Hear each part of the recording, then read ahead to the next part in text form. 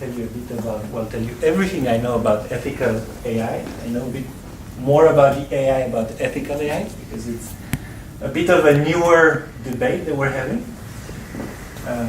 So I'll start with a few recent headlines, which let's just try to see which ones of these you're familiar with.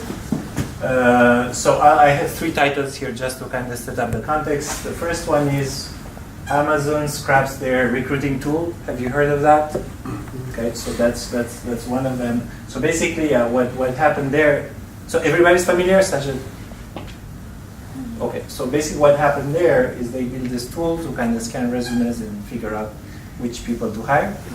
And once the machine kind of learned what Amazon wanted, it started to exclude women kind of on purpose, looking for little strings containing, president of the women's debate or women team, women's soccer, whatever. So, things that were kind of womanly, were kind of, scored lower. It's another one and probably a bit, I would say more for the future. So those were happened, this one will happen. So basically the Chinese government wants to launch a social credit system, meaning that they're going to collect a bunch of data about you, and then they would try to figure out based on the data if you can repay a loan and how much, how good your credit limits should be. So for example, you're going to be able to do some things given your score. So it's a score going, let's say, between 200 and 900, and based on that score, you'd be able to sometimes to rent stuff for free without a caution, without a warranty. Anyway, you have a bunch of goodies depending on what your score is. And again, I put this example here. We heard the first talk talking about the GAFAs. China is actually big in AI, much bigger than I knew before kind of starting doing this research. Probably as big as the US is. And probably it'll be bigger just by the virtue of how many people they have, how much data they're able to, uniform data they're able to collect online, offline, which again they're integrated much more deeply than they are in the Western economies. And obviously, with the government support, they can go very fast, very quickly. Any questions so far? I mean, I think we're few enough to be able to talk about this if you have. So far, so good. So that kind of sets up the ethics, and there's ethics behind each of these. And the first thing, so I thought is so now I'm switching gears just a bit. So I thought, okay, when AI is going wrong, not on purpose, is because you don't really have data. I mean, that's kind of my theory. You're free to disagree. So basically, it's what's called the Curse of Dimensionality, which means that this are going to be two slides that are going to be a bit hard, but just trying to explain how it happens that AI kind of goes wrong. Let's say we're looking at people in one dimension, and that dimension, let's take a taxonomy. So if we want to classify people into groups and on taxonomy, I'm going to say let's define 10 of them. I don't know how many there are, but let's say there are 10. It's a continuous variable. You can take anywhere from 1 to millions. So let's just take 10 intervals. Well, to be able to tell anything within this interval, I need to have at least, let's say, 10 subjects per interval, 10 people. If I have less than that, I cannot do statistics within an interval, right? So, okay, that doesn't seem, so I have here 30 people divided in 3 groups. It doesn't look too bad. But it gets bad very quickly when you look at 2 dimensions. So now you have tax amount, and let's say you have something else. You have age, experience, some other variable, whatever it is. Maybe it's revenue. Whatever the other variable is, let's say it's continuous as well, and let's have 10 intervals there. You can see that the 30 we had before, they're barely populating anything out of this space, right? So this is mostly empty. And this gets worse. So the more dimensions you add to that analysis, it gets worse and worse. It's more and more empty. I guess this graph. So what that says, it says that to really do a good job and populate this thing, you need a lot of data. A lot of data, well, like really a lot of data. So for example, the world population, which is 7.7 billion people today, you only have people, if you were to use all of them, for 9 to 25 variables, no more than that. Let's take 10. Let's say 10 variables. variables, right? So you can only use 10 variables at a time if you really want to be honest with yourself and say, I populate this space that I'm looking and I'm really doing a good job. Short of that, you're going to be working in a space like this, and you're going to be making rules. I mean, that's fine, you're going to be making rules to recognize this, but somebody who comes in here, you're not going to know what to do with it, and random things are going to happen. This is kind of where AI goes wrong.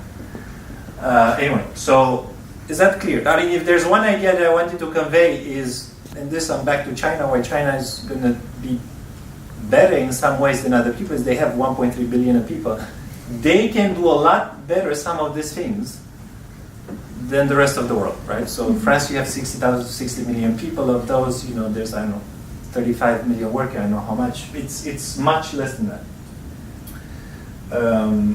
All right, so I guess advice number one, I have three of these advices. Advice number one would be, I see many times people doing, 50 variable analysis. We take into account, we make a recruitment decision based on 50 things. You cannot make this recruitment decision based on 50 things. You can at most base it on 6 things, but not on 50 at the same time. So it's kind of truth, but that's 6 is typically enough for the millions of examples you have to train your CV scanning or whatever. 6 is typically enough. All right.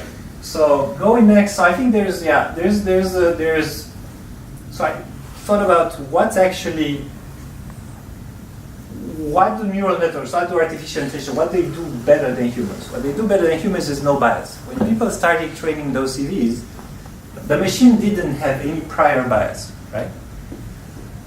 The machine treated every CV coming in the same. Somebody looking at picture, especially in France where people put the picture on the CV, okay, they're biased. The moment they start looking at the CV, they've been biased one or another. No, the machine doesn't do that. Problem is, you bias it with the CVs that you feed in. So that's the problem. If the CVs you feed in don't populate that space that you want to do correctly, then the machine is going to build bias by the data that comes in. A negative thing that happens with AI is it's a black box. For the most part, it's a black box. If you weren't a black box, then you could not use AI and just use it, opened up. And what does it mean? What's a black box? People freaked out. When they saw coming out women being systematically rejected, they freaked out. It's like, okay, what's happened? What did this thing learn? It didn't. I mean, the AI was correct. It did the correct things. It's just that the people did not, the human intervention, people did not give the criteria for choosing the people they needed. So they gave the criteria of choosing, based on the technical whatever, but they didn't look okay. That's success, but what is failure? Failure would be to choose only men, for example, or only old people, or only young people, or anything else, right? So there are more criteria that people did not give, which is, what do I want the result to look like? So for example, I'll give you a random example. For example, this is, if you look at college admission, which again takes, millions of people go to college in the US every year. You have Princeton statistics for class of 2022, the most recent one I could find data for. If you look at those things, it's like 49.2, 50.8. I'm sure they went for 50-50, but I could not, by the virtue of who declined at the last moment. It didn't end up being 50-50. It's 7 minutes? Yeah, okay. So I'll speed up.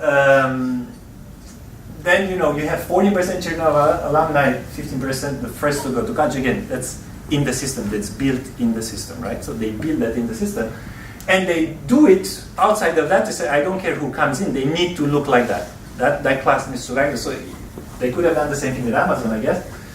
And even that is not perfect. So a Princeton would choose this guy, they said yes to this, and that guy, well, it's not Princeton in all fairness, it's Harvard, it told that guy no 10 times, and everyone, rejected him from everywhere. That's by the Jack Ma, who's like, you know who it is, right? Yeah. So again, they don't do a good job. So they did a good job here. In the other one, he was too much of an outlier. They didn't have Jack Ma to kind of train. There was nobody like him to kind of reject it.